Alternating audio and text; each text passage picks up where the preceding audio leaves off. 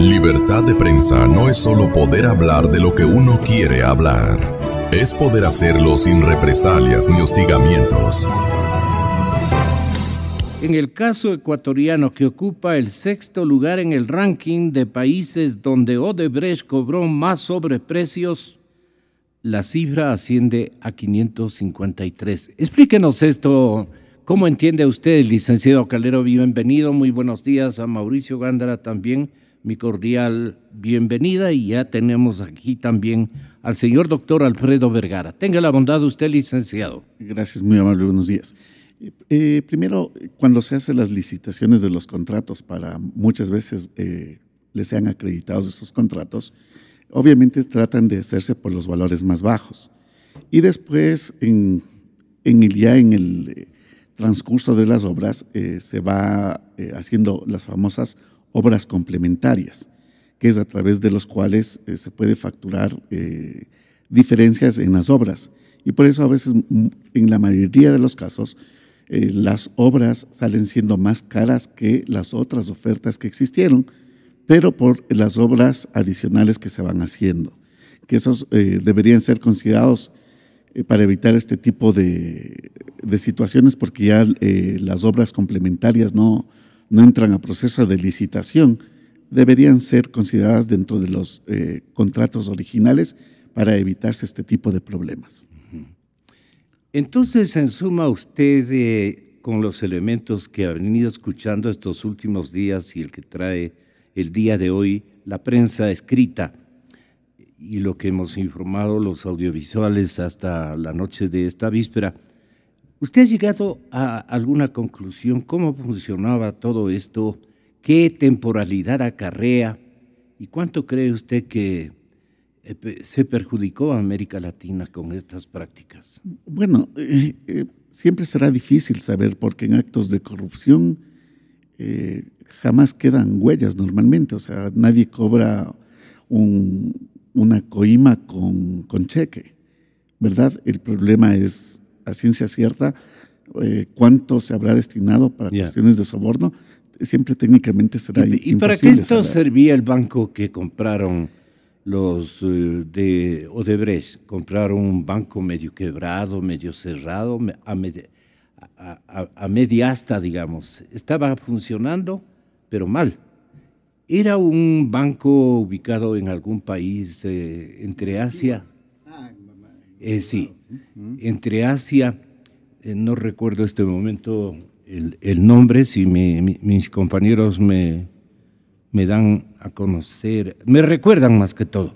Entonces compraban este banco. ¿Este banco para qué le servía, ya para ir entrando en materia? Bueno, ¿Cómo ve usted todo el aparataje? Como ayer explicábamos en el tema, hay dinero que debe salir del Ecuador, porque el contrato es de fuente ecuatoriana, ¿sí? Cualquier obra pública que se haga en el Ecuador debe hacerse con empresas que tengan residencia en el Ecuador. Obviamente que hacen el contrato, se debe facturar, así sean con empréstitos y dineros que vengan del exterior, así no ingresan al Ecuador, el contrato es de fuente ecuatoriana. Y para poder justificar los gastos, las salidas de los dineros, normalmente se tienen 3 vías, ¿sí? Hacerlo con países con los cuales Ecuador no tiene doble tributación, hacerlo con países con los cuales Ecuador tiene doble tributación y, por otro lado, hacer con países que son considerados como paraísos fiscales, de los cuales normalmente llega una factura por prestación de servicios, la cual es pagada, y dependiendo del país, de estos 3 tipos de países que habíamos mencionado, la retención en la fuente por pagos del exterior es mayor, menor o nula en el caso de que se tengan firmados convenios para evitar la doble tributación con el Ecuador. Y de ese modo salen los dineros del Ecuador hacia el exterior, para que después ahí sí del exterior sean distribuidos a Dios sabe quién, ¿sí? Entonces, esa es más o menos la estructura para poder sacar los recursos de territorio ecuatoriano. A ver, Alfredo, ¿qué es lo que le inquieta con mayúsculas a usted respecto a que podría resultar todo este escándalo gigante, el peor que ha tenido en años el Ecuador y América Latina, los dos sectores, y que quede en nada? Esto es... Sí, así es en realidad, en concreto. Bueno, buenos días a todos ustedes, saludo a mis contertulios. Lo que me inquieta, miren, el día de mañana, a las 10 de la mañana creo, he visto en la prensa, está invitado, o ha pedido el invitado, el vicepresidente actual, asistir al Congreso. Yo creí que iba a asistir a la asamblea, al pleno de la asamblea del Congreso, pero no, va a asistir a una de estas comisiones, creo que es de la comisión de investigación o algo así, de decir no al pleno, lo cual limita pues las preguntas que pueden hacerle abiertamente y de cara al público a los diferentes. Parece una asambleísta, Yasmine Cruz creo que se llama, que ha propuesto algo así, sí, ha puesto ya 19 preguntas que van a ser tenidas que contestar por el vicepresidente. Yo lo que me temo y cuál es la inquietud es que sigamos con esta muy buen truco ideado por el expresidente Correa de echar toda la culpa a los paraísos fiscales. Incluso se permitió hacer... ¿Y eso es maquiavélico? Totalmente maquiavélico. Explíquele no solo es maquiavélico, es maniqueo. ¿Por qué? Es la propaganda de ellos. No, nosotros, ningún funcionario público tiene ninguna culpa. Incluso él ha calificado la coima como un negocio o como una conversación entre particulares, lo dicho, refiriéndose a uno de sus amigos. Creo que el último que también cayó, que no recuerdo el nombre, creo que ya se le quitó la orden de captura que tenía, porque sencillamente ya no son culpables. ¿Quiénes son los culpables? Los paraísos fiscales. Y los paraísos fiscales, se puede argumentar, el correísmo puede argumentar, el vicepresidente puede argumentar, que ya es una decisión del pueblo, del soberano pueblo ecuatoriano, porque el soberano pueblo ecuatoriano aprobó, creo que con un 57%, la decisión de que ningún político pueda tener ningún compromiso económico en un paraíso fiscal. Y resuelto el problema de los paraísos fiscales, está resuelto el problema de la corrupción, por lo tanto aquí ya no ha pasado nada. Vamos adelante y todo lo que ha pasado atrás ha sido culpa de los paraísos fiscales. Yo nunca he visto, y lo digo muy sinceramente, y con todo el sentido común de que un ser humano es capaz, nunca he visto una burla tan flagrante para todo el pueblo ecuatoriano. ¿Cómo diablos pueden poner en plebiscito, además de un plebiscito ligado a tal vez una de las más importantes elecciones a nivel nacional que hemos tenido, el cambio o no de época, de la última elección, pues desde hace un poco más de un mes? ¿Cómo se puede eso ligar a la cuestión de la decisión de paraísos fiscales cuando el paraíso fiscal ni siquiera tiene una definición aceptada? Cuando un país de paraíso fiscal ni siquiera consta en una lista que haya sido permanente. Porque, miren, lista de paraísos fiscales existe una infinidad. Prácticamente cada país define. Pero las dos más importantes son la lista, y tal vez la más importante del mundo es la lista de la OCDE, esta Organización para la Cooperación del Desarrollo, esta organización de los países del primer mundo, como también, de los países ricos, como también se llama. Ahí, por ejemplo, Panamá no está en esa lista. Fue quitado de Panamá hace unos 3 años y actualmente no está. La segunda es la lista de la Unión Europea, la definición de la Unión Europea. Ahí tampoco está Panamá. Sin embargo, aquí, en el imaginario social, se decía que esto de los paraísos fiscales iba contra un solo candidato. ¿Por qué? Porque tenía un banco que fue manejado por este candidato, una sucursal en Panamá. Es decir, por eso lo que digo es todo un ridículo. ¿Cómo se puede hacer un plebiscito? Algo que no está definido. ¿Quién define lo que es un paraíso fiscal? Y por eso lo que me permitió decir que lastimosamente iba a descansar. Ha ubicado, ha encontrado una lista de la Contraloría, una lista de la Fiscalía, una lista de la comisión, ¿cómo es? De la Comisión de Participación Ciudadana. Se han pasado ahí engordándose. Una lista que se le haya entregado al señor presidente desde algún origen virtuoso, ¿no? En el sentido de que sea un organismo respetable. ¿Cómo se van a poner ellos mismos en la lista? Me pregunto yo. Vea, un saludo a todos, muchas gracias. Vea, don Gonzalo, ayer decía yo, para refutar lo que decía el fiscal Vaca, porque todo le echan la culpa ahora a los paraísos fiscales. Si hay robos es porque hay ladrones, no es porque hay paraísos fiscales. Por supuesto, el mundo entero, el mundo civilizado está tratando de suprimir los paraísos fiscales. Estos países, pues, en las que dan muchas facilidades para que los capitales vayan para esos, y generalmente son estas pequeñas islas o cosas por el estilo, pero también en los grandes países, pues, existen protección al secreto bancario, facilidades para esto. Entonces, el problema no es de los paraísos fiscales, porque los paraísos fiscales no son los que roban son los ladrones, los que sobornan y los sobornados. Y antes de entrar en materia, qué pena que me hubiera gustado recordarle al señor alcalde, porque en esta radio, el 7 de marzo del año 16, en esta radio yo le recomendé al Cabildo quiteño que se curara en salud respecto del contrato que tiene con la Odebrecht para el Metro de Quito. Si me hacían caso, y eso lo tengo en 2 artículos en el Universo, en el que menciono, pero aquí el 7 de marzo y el primer artículo el 11 de marzo, 4 días más tarde, porque si hubieran ahorrado esta vergüenza de que les hagan ese asalto a ver las computadoras, donde si es que hubo, ya no habrá nada, pues ya ha pasado más de un año. Luego. Sí, ¿no es cierto? Pero si hubieran evitado eso, que yo decía, contraten una firma auditora para que vaya a revisar los costos del Metro de Quito en el Brasil, en la fuente misma, ¿no es cierto? Pero en fin, eso... ¿Qué eso seguridad no tiene usted de que hubieron distorsiones bien graves en la contratación tanto del metro como de la vía esa que comenzó y terminó con la administración Barrera, me parece?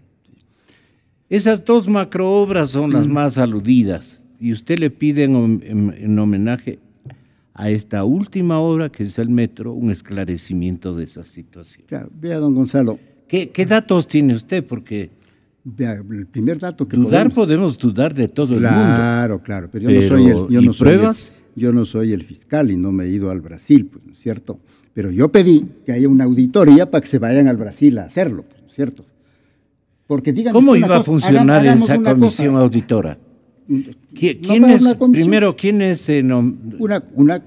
una compañía auditora internacional del más grande prestigio? Pues no van a mandar. Internacional que garantice su independencia. En fin. Pero vea, don Gonzalo, no vamos en otro sentido, así como le están echando la culpa a los paraísos fiscales o dando palos de ciego en algún lado y diciendo que no se va a encontrar nunca, como dijo el fiscal, no se va a encontrar nunca a los responsables porque han hecho una operación perfecta, los de la Odebrecht. Prácticamente, ¿cree usted que dijo eso? Claro que dijo, pues han hecho un entramado tan formidable que la justicia no puede penetrar, pues así lo dices, de aquí lo tengo, ¿sí? Pero es marca Brasil. Sí, claro. Pero entonces, vea, don Gonzalo, más bien... Es de la Odebrecht, pues, no el método. Claro. Vea, ¿habrá algún contrato de la Odebrecht donde no exista corrupción? ¿Habrá un contrato? Porque es un sistema, pues. ¿Sí? Entonces, por eso dije yo, no estoy atacando a la honorabilidad de ellos, pero cúrense en salud hace un año. Hace un año les dije eso. Bueno, si quiere que regresemos al tema, a esas cuestiones.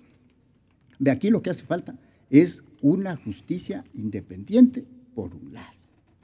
Vea usted que en los Estados Unidos el pobre presidente, no diré el pobre porque es rico, el presidente Trump está lidiando porque los propios fiscales, los que dependen de él, esas cuestiones independientes, un procurador independiente, un fiscal independiente, le está investigando al propio presidente del Trump en los Estados Unidos, porque allí hay instituciones, ¿no es cierto? Yo quiero molestarle, licenciado Calero, con lo siguiente.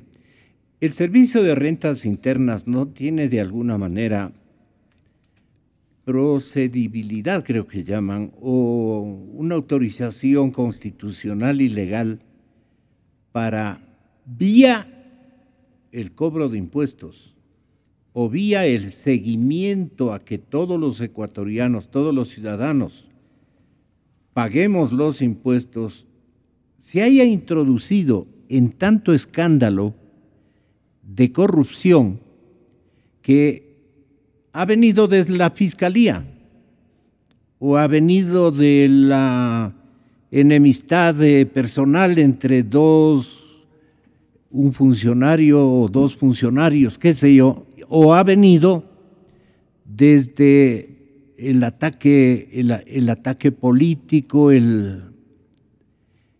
señalamientos y responsabilidades que los códigos establecen para que alguien que cuide los dineros del Estado, en este caso los organismos de control y la Fiscalía General de la República, actúen. En el caso que nos ocupa, multimillonarios robos, multimillonarios atracos, propinas, ¿cómo dan en llamar estas figuras delictivas? No obstante, usted sabe que el SRI no ha dicho, esta boca es mía, en estos episodios, cuando el SRI debía haber saltado aquí por lo menos de lo que roben paguen los impuestos. Sí, para ponerle exageradamente, ¿no? Que lo pongan en la declaración del impuesto a la renta. Gracias. Verá, ¿qué responsabilidades en definitiva tenía el SRI en el seguimiento y detectar? A ver, ¿cómo está este asunto, por ejemplo? De control bastante, y con lo que le mencionaba antes, tiene un problema legal, jurídico que tiene el Servicio de Rentas Internas. Primero, el SRI puede cruzar información, saber el dinero que mantienen en cuentas, saber los gastos que realizan con tarjetas de crédito, la compra de vehículos, la compra de casas, terrenos, todo está, esos cruces de información los mantiene el Servicio de Rentas Internas. Mediante el incremento patrimonial, el SRI pudo haber detectado el hecho de que las personas que se enriquecieron ilícitamente no han pagado sus impuestos. Exactamente. El problema jurídico que tiene el SRI es que si bien el artículo 298 del COIF, el 298 del Código Orgánico Integral Penal, establece los tipos de defraudación fiscal y las sanciones que son mucho más graves que lo que estaba en el Código Tributario anterior, que van de 3 a 7 a 10 años de prisión, la Constitución de la República del Ecuador no permite prisión por tributos. En el artículo 66, numeral 29, literal C de la Constitución, no hay prisión por tributos y de todos estos casos usted verá que la figura no, ¿no hay prisión por evasión? No. Por eso estamos como estamos. Acuérdese usted ¿Con qué le sanciona el Estado? El Estado, ojo, según el 298 del COIF, le puede sancionar con prisión por defraudación tributaria. Pero la Constitución, que es norma superior, en el artículo 66, numeral 29, literal C, establece que ninguna persona podrá ser privada de su libertad por deudas, costas, multas, tributos ni otras derogaciones, excepto el caso de pensiones alimenticias. El tema es claro, no hay prisión por defraudación fiscal según la Constitución. Nosotros cuando la Asamblea Constituyente estuvo en Montecristi, habíamos propuesto que cambie la Constitución, porque ni la Constitución anterior ni la actual permite prisión por impuestos. Habíamos pedido que cambien y permitan la prisión por defraudación fiscal. Usted cóbrale a Alberto Acosta.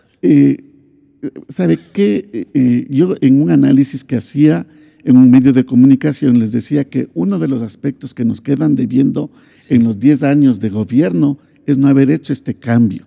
Y un segundo cambio adicional que habíamos propuesto en la Asamblea Constituyente en Montecristi es que haya una Defensoría del Contribuyente, un organismo técnico no político especializado en temas de defensas de los contribuyentes, para que no haya tampoco abuso del poder por parte de la administración tributaria. Son esos dos aspectos los que harían falta en nuestra Constitución, que se permita prisión por defraudación fiscal y que haya un organismo que defienda a los contribuyentes para que el contribuyente no haga cosas indebidas porque sabe que va a ser castigado, ni la administración abuse de su poder porque sabe que el contribuyente va a ser bien defendido en sus derechos. Ya. Las indagaciones previas, entonces, ¿para qué sirven? Bueno, para... Porque comprueban asociaciones ilícitas. Eso está comprobado por la Fiscalía. Es lo que más ponderan. Claro. Que son unas mafias que así dicen, ¿no es cierto?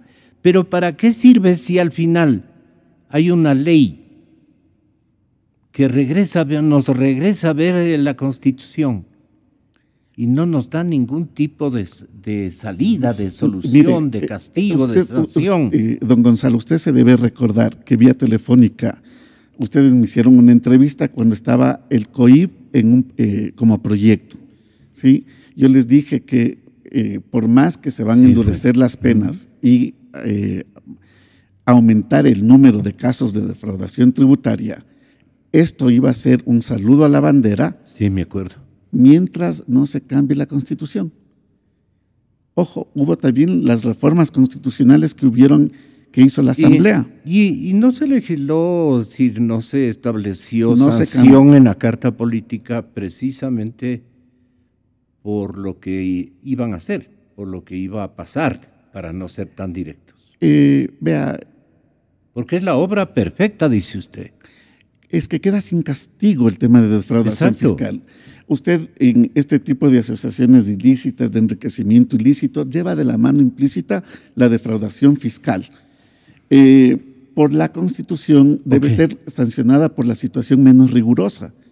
Es un principio constitucional, ¿sí? Y la sanción menos rigurosa sería la defraudación fiscal, que no hay prisión, y todo el resto de delitos podrían quedar en impunidad. Así es. O sea, se abren los expedientes, doctor Gándara, y ahí no más queda. Bueno, porque mire usted, la clave en este tipo de delitos está que en el fondo se ocultaba una red que manipulaba contratos, que ocultaba sobornos, a través de empresas privadas. Anulaban todos los controles obviamente posteriores. Y por eso el fiscal no tiene ninguna posibilidad, no tendría mayor efecto pedir información a instituciones públicas porque se encontrarán con una aparente legalidad. El esquema que rompió cuando hubo una delación y el responsable de Odebrecht dijo que entregó dinero.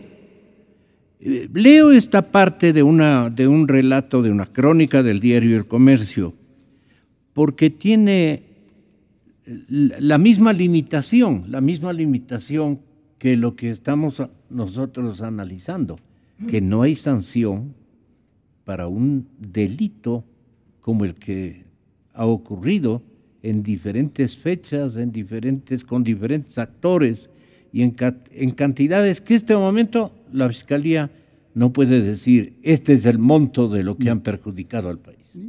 Don Gonzalo, ni puede saber. Pues, son operaciones que se han hecho clandestinamente, pues, ¿no es cierto?